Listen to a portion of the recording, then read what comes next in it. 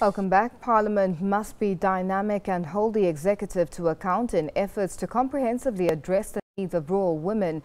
That was the sentiment expressed by Chair of the National Council of Provinces, Thandi Modise, who is leading a multi-party parliamentary delegation to this year's Commission on the Status of Women in New York.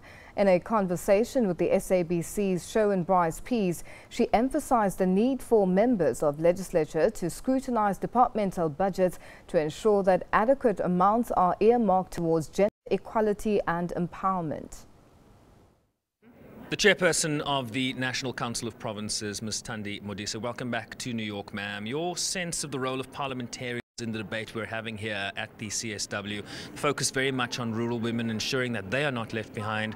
What is the role of organizations like the one you lead? It's important for us in the National Council of Provinces because we are always in the provinces. We get into all corners of South Africa. We talk to women, we talk to men, we talk to children, we talk to the destitute. We see what happens there. So it is incumbent on us, having listened to the needs of the people on the ground, who we say we represent as the National Council of Provinces, to begin to re-look at the way we do government business, the way we talk and we hold the executive to account, whether the policies work. And sometimes as they even table them, you can tell there is a weakness.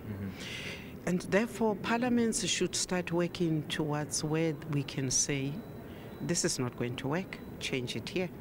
This is going to work because I am a rural woman, this is my experience.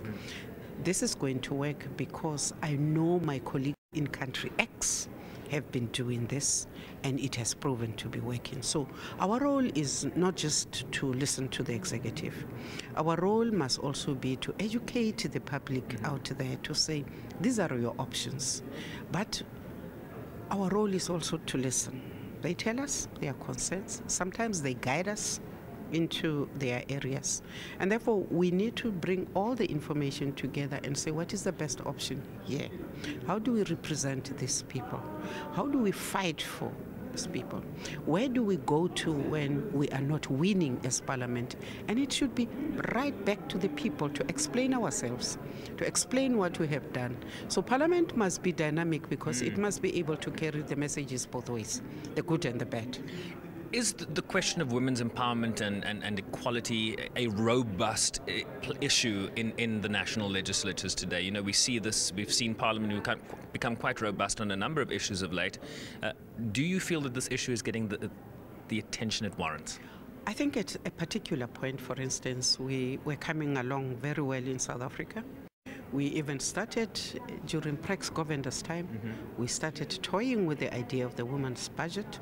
We are now again going back to that discussion where we say, is it not time that we actually force each ministry, each department, each committee of parliament to be on their toes, to say, you are saying this, but exactly how much of what you are putting in front of us goes towards the education of women and girls, goes towards the empowerment socially, economically, and politically, by the way, of women and girls, especially those who are in the rural areas. And if we begin to do that, then gender mainstreaming really becomes real, because otherwise, if you are not going to match your words with the finances that are supposed to empower and to improve, we will be where we are as South Africa. Good policies on paper, nothing that actually gets practicalized.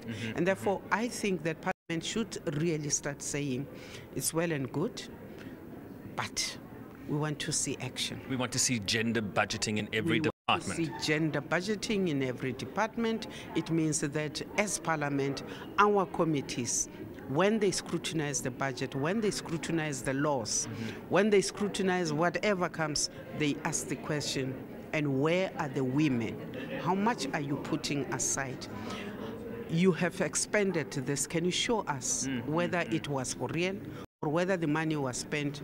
And that, I think, will begin to say to South African women and women in Africa, we take you seriously, we hear you. It can't be that the world still says 63% is rural, it is female, it is poor. which means of the world. So we need to do something about that as South Africa. So, Madam Chair, are you saying that you're going to become an enforcer-in-chief? Well, for my sins within the ANC NEC subcommittee, I now chair gender and equity. Okay. And for me, it says that at the NGO called the ANC, I have a responsibility to begin to practice what I'm saying right now. Chief, what are you doing about women? What are you doing about rural areas? And the rural areas are not just about agriculture.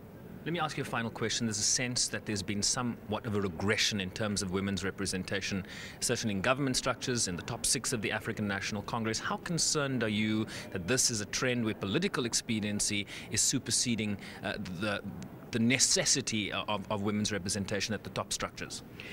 I think there has been a regression, and it is regrettable. I think that it is time that women, not only in the ANC, but women in South Africa, reorganize themselves. I think it is time that we go back to the basics. If you had 3 women in South Africa putting their hands up for the presidency of the ANC, why have you not made sure that the 3 candidates who are not going to make it as president at least feature in the top 6?